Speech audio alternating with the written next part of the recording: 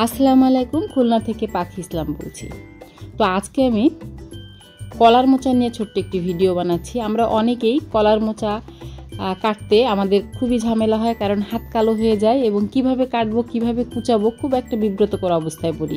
তো আজকে আমি শর্টকাটে কিভাবে খুব সহজ করে কলার মোচা কাটা যায় তার 2 রকম পদ্ধতি আপনাদের সাথে শেয়ার করছি। তো কলার মোচাটা কাটার আগে কিন্তু আমি খুব ভালো করে তেল মাখাই নিছি। এরপরে কলার মোচার প্রত্যেকটা পার্ট আলাদা করে নিলাম এবং দেখতে পাচ্ছেন ঠিক এইভাবে কলার মোচাটা আমি এগুলো আলাদা করে নিব এবং এর মধ্যে যে শ্বাস থাকে চিকুন চিকুন, এই যে দেখতে পাচ্ছেন, এগুলো ঠিক এইভাবে একটা একটা করে বের করে নিব। সাথে একটা সাদা অংশ থাকে, সেই সাদা অংশটাও কিন্তু আপনারা বের করে ফেলতে পারেন, তাতে ভালো হয়।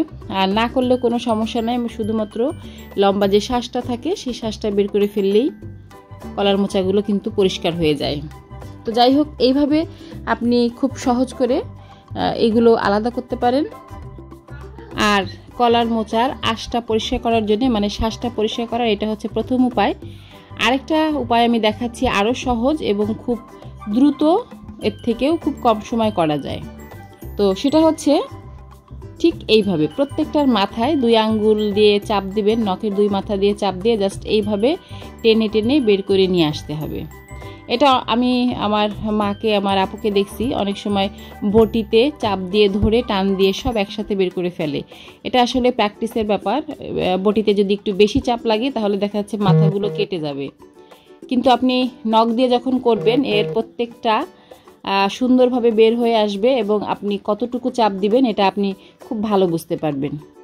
কলার মোচা কিন্তু আমাদের পরিষ্কার করা কমপ্লিট, এখন কুচানোর পালা। তো এই কুচি করাও কিন্তু একটা খুব বড় ঝামেলার কাজ। আমরা যারা বটিতে কেটে কেটে অভ্যস্ত, অনেক সময় যে দেখবেন যে বটি দিয়ে কাটতে গেলে পিচ্ছল খায়, সরে যায় হাত থেকে, কিন্তু আপনি যদি চাকু দিয়ে কাটেন ইনশাল্লাহ খুব ভালোভাবে আপনি এগুলো কুচি করতে পারবেন, আপনার যদি অভ্যাস থাকে চাকু দিয়ে কাটার। আচ্ছা, কুচি করা তো শেষ, তাহলে তো রান্না করতে হবে। তো চলে আসলাম, একটু সরিষার তেল দিলাম, তারপরে দিয়ে দিলাম সামান্য কয়েকটা জিরা, আস্ত জিরে গোটা, আর দিলাম বেশ কয়েকটা চিংড়ি মাছ। কলার মোচা কিন্তু চিংড়ি মাছ ছাড়া একদম জমে না, সাথে কিন্তু নারকেল লাগে। তো আজকে আমার বাসায় নারকেল নাই, এই জন্য নারকেল ছাড়াই কলার মোচা ভাজি করব। দুর্দান্ত মজা হয় কিন্তু এতেও।